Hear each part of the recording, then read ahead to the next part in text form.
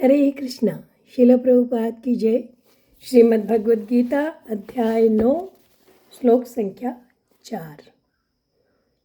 मया ततमिदं सर्वं जगद्व्यक्तं मूर्तिना मतस्तानि सर्वभूतानि न चाहं तेष्वस्थितः। इस श्लोक में भगवान कह रहे हैं कि संपूर्ण जगत मेरे अव्यक्त रूप द्वारा व्याप्त है।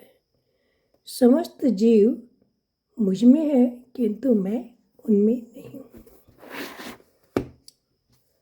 तो इस श्लोक में हम देखते हैं कि भगवान ने कुछ अचिंत्य वेदावेद का वर्णन किया है भी नहीं भी। पहले और दूसरे श्लोक में भगवान ने जिस राज विद्या की महिमा कही थी, अब उसी का भगवान वर्णन कर रहे हैं। भगवान करें मया तथा मिदम सर्वम जगद अव्यक्त मूर्तिना। मन बुद्धि इंद्रियों से जिसका ज्ञान होता है वह भगवान का व्यक्त रूप है, और जो मन बुद्धि इंद्रियों का विषय नहीं है अर्थात मन आदि उसको जान नहीं सकते, वह भगवान का अव्यक्त रूप है। तो तात्पर्य ये है कि भगवान व्यक्त रूप से भी है और अव्यक्त रूप से भी है। भगवान दिखते हैं भी है, भगवान नहीं भी दिखते हैं। भगवान साकार भी है, भगवान निराकार भी है। अर्थात सगुण निर्गुण साकार निराकार आदि का भेद तो संप्रदायों को लेकर होता है, वास्तव में तो भगवान एक ही है। ये सगुण निर्गुण आदि एक ही परमात्मा के, एक ही भगवान के अलग अलग नाम है या विशेषण है। भगवद गीता में जहाँ सत असत शरीर शरीरी का वर्णन किया गया, वहाँ जीवों के वास्तविक स्वरूप के लिए आया था येन सर्वमिदं ततम्। दूसरे अध्याय में आया था क्योंकि वह परमात्मा का साक्षात अंश होने से भगवान के समान ही सर्वत्र व्यापक है, अर्थात भगवान के साथ इसका अभेद है, अभिन्न है।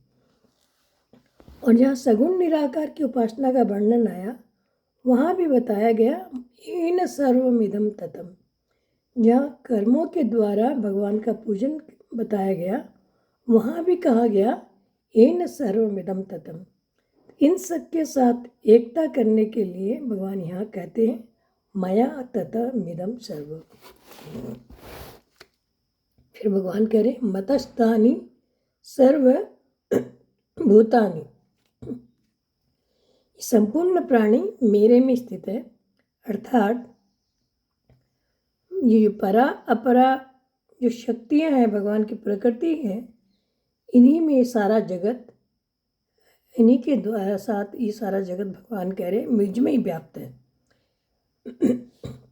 मेरे को छोड़कर रह ही नहीं सकता, कारण कि संपूर्ण प्राणी भगवान कह रहे मेरे से उत्पन्न होते हैं, मेरे में स्थित रहते हैं और प्रलय के समय मेरे में ही लीन हो जाते हैं। अर्थात उनकी उत्पत्ति स्थिति और प्रलय रूप से जो परिवर्तन होता है वह सब मेरे में ही होता है। न चाहम तेष्वस्थितः। तो भगवान ने पहले जो कुछ बताया उसके विरुद्ध कह रहे हैं कि पहले मया तथा मिदम सर्वम जगत व्यक्त मूर्तिना, फिर मतस्थानि सर्वभूतानि।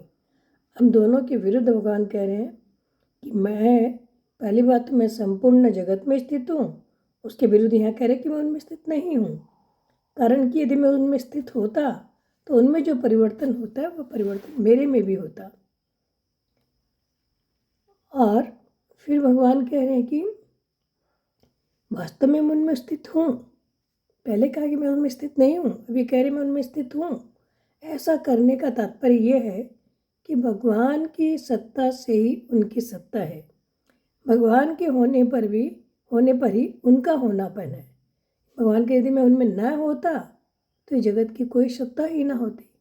जगत का होनापन तो भगवान की सत्ता से ही दिखता है, इसलिए भगवान ने कहा कि मैं उनमें स्थित हूँ।